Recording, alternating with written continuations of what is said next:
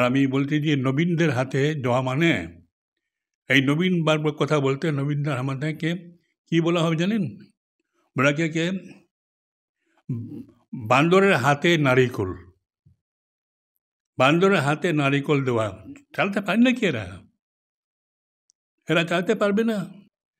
যে কুণাল ঘোষের as spokesman বলে ওকে যে দেখেছি আমরা, যে বলতেছে অনেক কথাগুলো বারবার আমাদের দলের সম্বন্ধে, নেতাদের সম্বন্ধে, প্রবীণদের সম্বন্ধে, নবীনদের সম্বন্ধে, এগুলো নিয়ে ওকে আমাদের মমতা দিদিকে উচিত ছিল যে ইমিডিয়েটলি ওকে স্ট্যাক করে দেওয়া ছিল, সরিয়ে দেওয়া ছিল, ওই জায়গা থেকে ওকে সরিয়ে দেওয়া উচিত ছিল। He is a nonsense, he is a nonsense because প্রবীণদের ছাড়া বাংলা কি কোন রাজ্য বা ভারত দেশও চলবে না।